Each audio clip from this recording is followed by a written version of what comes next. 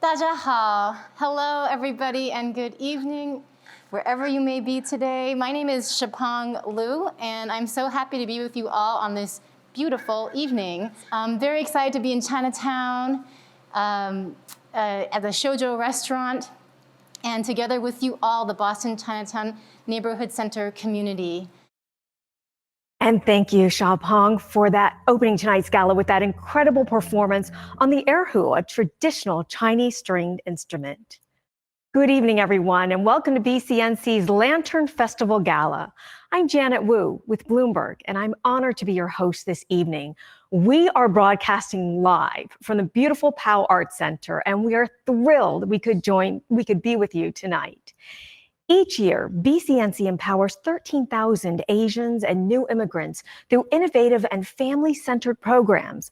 Your support creates pathways to brighter futures for so many. Get ready to be inspired and moved by our honorees' stories. And tonight, you will also see more creative performances from various Chinatown locations. Throughout the evening, I invite you to greet one another, socialize, and share your comments in the chat so that we can also connect. Some of you may be watching with your households or friends, and please share tonight who you are with. We are so happy you're joining us. And this evening here at Pao Art Center, I am joined by Ben Hyers, BCNC's CEO. Good evening, Ben. It's so great to be with you. Good evening, Janet. Thank you so much for hosting our gala tonight. And I'm thankful for all of you who are joining us from home online. Ben, what a year this has been. An incredible first year for you to be leading BCNC during a pandemic. Incredible challenge. Ben, tell us about the impact here in Chinatown. Janet, as you can imagine, the pandemic has had a terrible, terrible impact on the Asian community. Chinatown was hit hard as far back as last January, when people stopped coming to Chinatown because of unfounded fears of getting COVID-19. Our restaurants, they lost 80% of their revenue, 80%. And the unemployment among Asians reached rates as high as 40% due to the job loss from retail, hospitality, and of course, restaurant work. And Ben, we all know it's not just the loss of jobs and revenue. It has taken a mental toll on everyone of all ages, young and old. You're right, Janet. Students and parents, they've come to us seeking help for basic needs such as food, rent, and abnormally high levels of family stress and conflict. Since the pandemic began, would you believe that we've received 4 times the number of referrals for counseling and mental health services? It has certainly been an especially difficult time for immigrant families. And for over 50 years, half a century, BCNC has been responding to the needs of Asian and immigrant families who live here in Chinatown and beyond. Ben, how has BCNC been responding to these incredible challenges?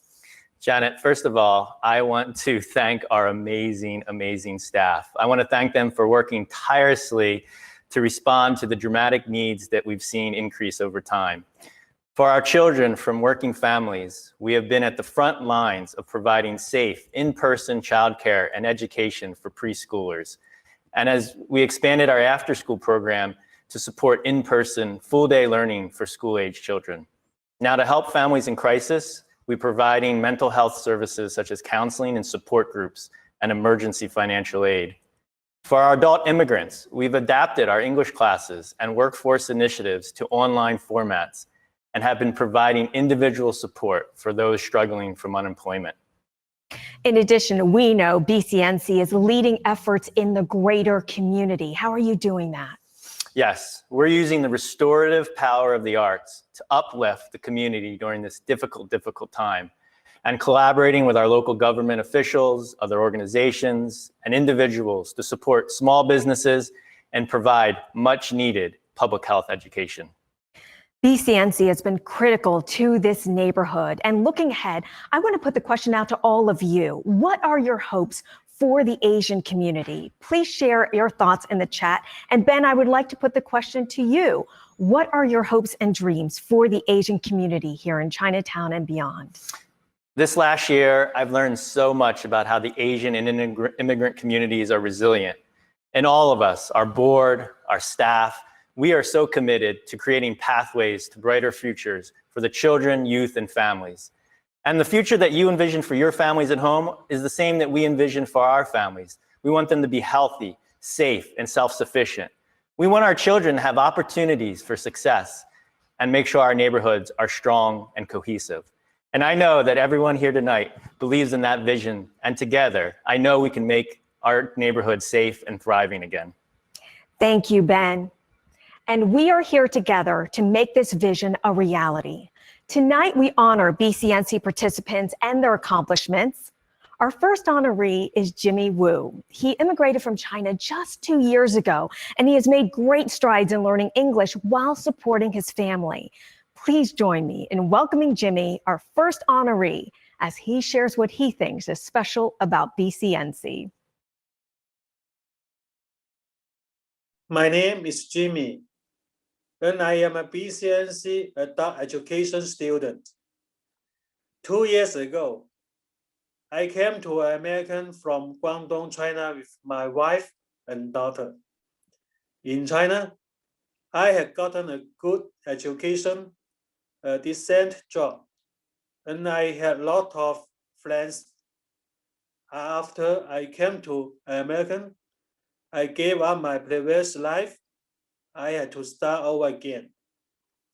Some people came thinking that they can attain the American dream and the wealth, success, and property that comes with it.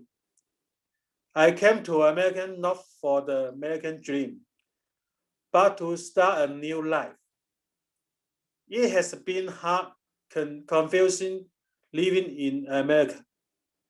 Every day I am trying to improve my English, make new friends, adjust to climate, and understand American society. Despite these challenges, BCNC makes me feel hopeful. Since coming to America, BCNC supports me and my family in many ways. My wife and I both take adult education English classes. I have also taken parenting classes. Recently, a BCNC volunteer found tutors for my daughter. Through BCNC, I have met people who I consider friends.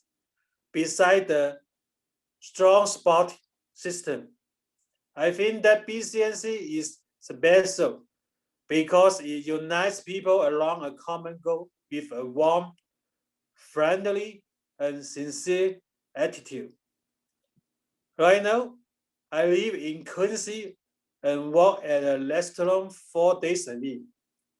But in the future, I hope to find work that excites me. Because of BCNC, I have hope that I can find work that I enjoy, that I can improve my English, that my daughter will grow up happy, and that my family will be supported. I am so thankful for everything that BCNC has done for my family, and I hope that BCNC can continue to help more people like us.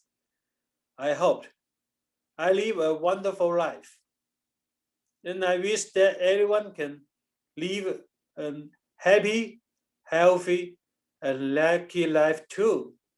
Thank you. Thank you, Jimmy. You are clearly on your way to a brighter future for you and your family. We want to let you know that this gala is BCNC's biggest fundraiser of the year, and every dollar we raise tonight will go to the day-to-day operations of classes, workshops, and counseling to support students like Jimmy. At this time, we'd like to thank our top sponsors. Our presenting sponsor is Comcast. The platinum sponsor is State Street Corporation. Gold sponsors, Capital One, Harvard Pilgrim Healthcare, Reimer Bronstein, Rockland Trust Bank, South Cove Community Health Center, TJX, and Tufts Medical Center. Silver sponsors include Nancy Wang Adams and Scott Schoen, Bernard Chu, Selena and Joe Chow, First Republic Bank, Laura Sen, Marian C., and James Lee. Special thanks to all of our generous sponsors. Next, please join me in welcoming Continuum Dance Project, a Boston-based dance company under the co-directorship of Fernandina Chan and Adrian Brayton. Continuum Dance Project, in collaboration with visual artist Myrna Balk, has produced a new dance and theater work titled Crossing: Stories of Immigration, which will premiere as a virtual film in early June.